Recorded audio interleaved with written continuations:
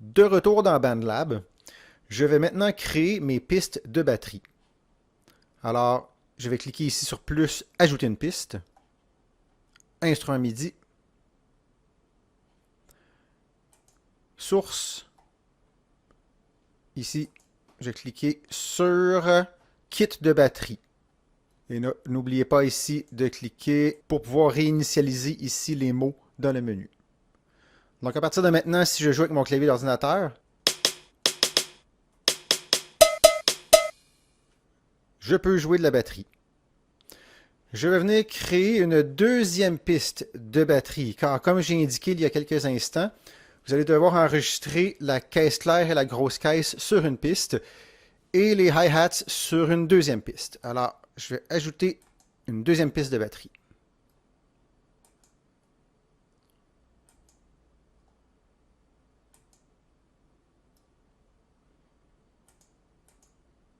Voilà.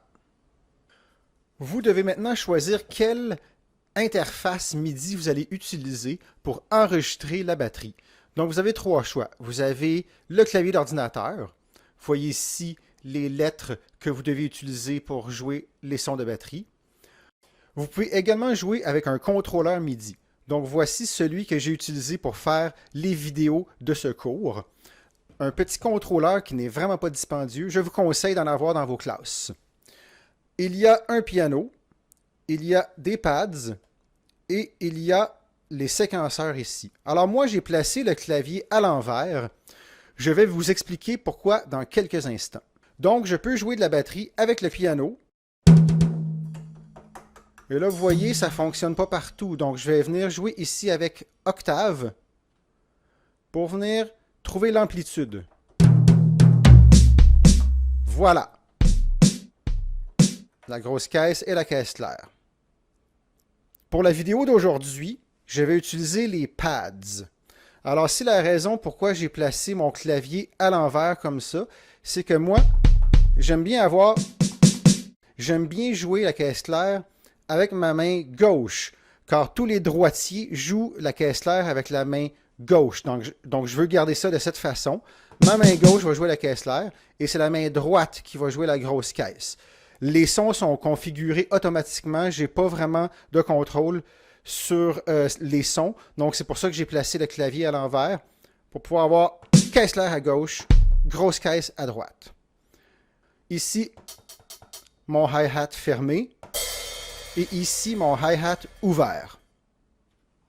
Peu importe l'interface que je choisis, que ce soit les pads, mon piano ou le clavier d'ordinateur, vous allez voir l'image de batterie, quelle surface est utilisée à quel moment.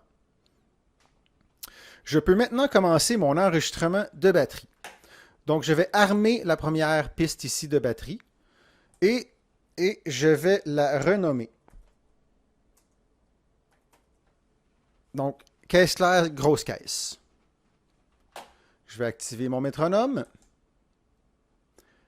Je vais baisser le tempo. Et je vais cliquer sur enregistrer. Pour les besoins de la vidéo aujourd'hui, je vais seulement enregistrer les deux premières mesures, mais je vous encourage à enregistrer plus de mesures pour vous pratiquer à jouer ce qu'on appelle le finger drumming, de jouer de la batterie avec des pads. La dernière chose à faire avant de commencer à enregistrer, c'est de mettre mes deux autres pistes sur muet. Vous pouvez les laisser pour les entendre, mais moi, je préfère ne pas entendre les autres instruments que j'ai joués pour l'instant. Et maintenant, je vais peser sur enregistrer. C'est parti.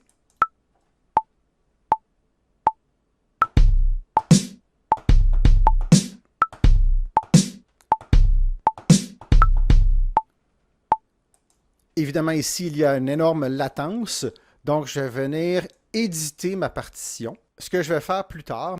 Et maintenant, je vais enregistrer ma partition de hi-hats. Je vais venir mettre cette piste sur muet. C'est parti!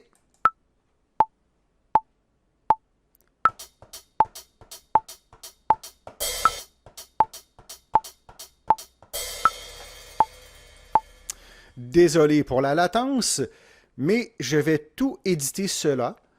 Et de cette façon, vous allez voir, tout va être magiquement placé à la bonne place. Je vous reviens dans 2 secondes. Alors voilà, j'ai édité mes deux pistes. Tout est beau maintenant.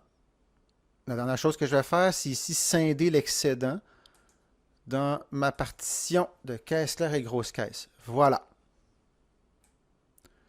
Donc là, de cette façon, je peux étirer de la façon que je veux pour faire les 8 mesures nécessaires pour la chanson. Même chose pour les hi-hats. De cette façon, nous avons 3 instruments, mais placés sur 4 pistes. Alors, je vais venir enlever ici la fonction muet et on va venir écouter ça au complet. N'oubliez pas de relever le tempo à la vitesse voulue.